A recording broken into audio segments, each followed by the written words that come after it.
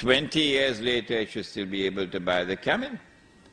In other words, this money should faithfully preserve my 1 month of sweat. And Sunnah money did that all through history. Now let me introduce you to something very sinister that occurred. In fact, it was more than something haram, it was riba. But the Prophet had said, sallallahu ta'ala alayhi wa sallam, about the riba which would come with Dajjal. What did he say? He said that it will be as difficult to recognize it as it would be to recognize a black ant on a black stone on a dark night. I mean, you don't need a PhD from the University of New South Wales to recognize.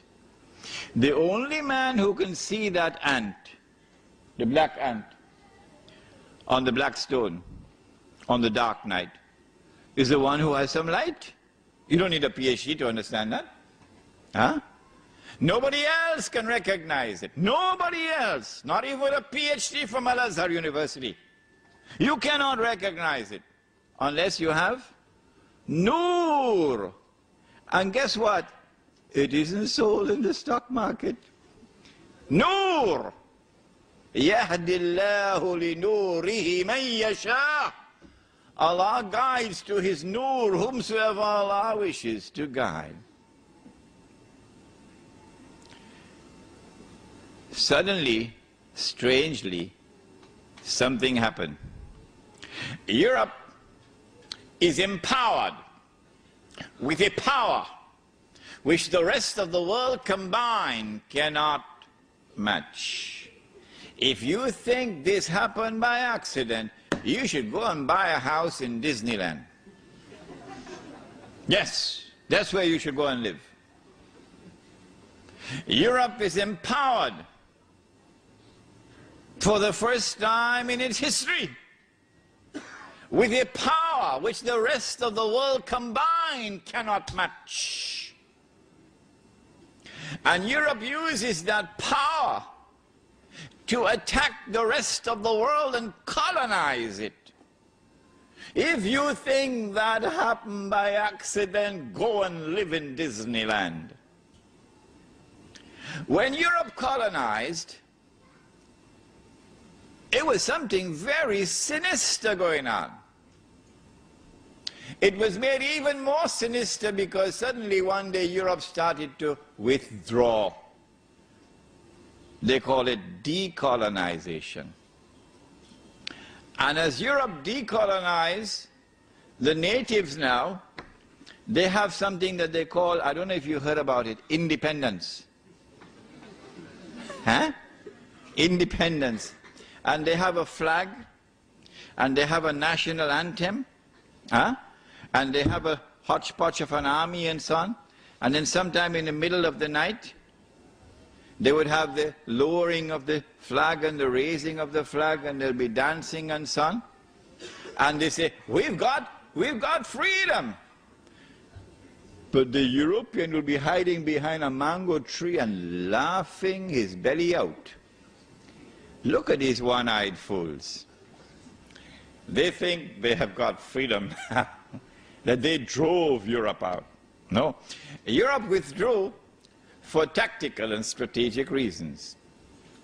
But before Europe withdrew, decolonized, Europe planted some truly dangerous seeds. But the only way you could recognize those dangerous seeds is if you have Noor from Allah. Not just knowledge that you get from the books. That's important. Yes, that is important. But you need something more than that. The first seed that Europe planted, of course, I told you about it already in my lecture on Imam al-Mahdi and the return of the Khilafah. That is, it is in the essence of Islam that you must recognize Allah subhanahu wa ta'ala as Al-Malik, the one who possesses Al-Mulk, sovereignty. That's the translation for Mulk, sovereignty. But now Europe leaves behind a dangerous seed called the modern secular state. And the modern secular state declares, we no longer recognize Allah subhanahu wa ta'ala as Al-Malik. The state is now Al-Malik, sovereign. And that is shirk. And I explained to you the same thing about power, Al-Akbar, and the same thing about Al-Hakam, the one whose law is supreme. So go back to that lecture and you'll understand this. So this was the seed of shirk, political shirk, which was planted. How many Muslims saw it and recognized it? How many of our distinguished and learned ulama, for whom we have respect, we don't speak disrespectfully of them, not at all. How many of them recognized that this was shirk? We even had ulama in politics. Yeah, ulama in politics. We even had Islamic movements becoming a political party and fighting in elections like everybody else. Still going on now. Incapable of seeing the shirk of the modern secular state. I told you about my arguments with Taliban, and I couldn't succeed in getting Taliban and its ulama to understand this point. But the second seed that Europe planted before withdrawing was the seed of transformation of money. Money was no longer going to be sunnah money, money which had intrinsic value, but rather we now have a new kind of money. It's paper money, and it does not possess intrinsic value. The value of the money is outside of the money. And so now I'm paid my salary in paper. And I am told, Imran, this is very convenient. You can put it in your yes. You can slip it in easily in your wallet. Paper. Huh? Very convenient. So I got my salary in paper.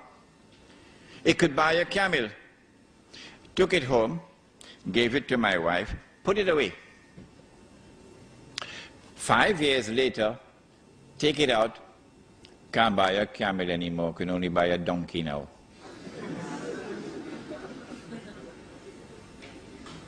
Did you hear that? Can only buy a donkey now.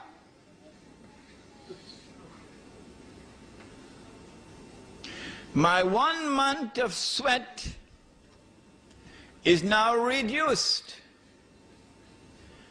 Only 2 weeks have been kept in the money. And 2 weeks of my sweat has disappeared. Is this permissible in Islam? Allah speaks in the Quran in connection with a prophet whose name was Shu'aib radiallahu ta'ala anhu. Bismillahi awwaluhu wa akhiruh. My 1 month of sweat has now been reduced to 2 weeks. Okay? What does Allah say about this in the Quran? It's there in the Quran. It's there. But we don't notice it. The Prophet Shu'aib alayhi salam, and the market or the economy of the people of Shu'aib alayhi salam is a corrupted market.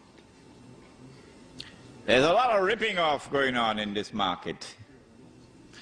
And Allah subhanahu wa ta'ala responds to it in the Quran, and He declares 3 times in the Quran. Listen to the words. وَلَا تَبْخَسُ النَّاسَ أَشْيَاءَهُمْ. Do not do this. My 1 month is now reduced to 2 weeks.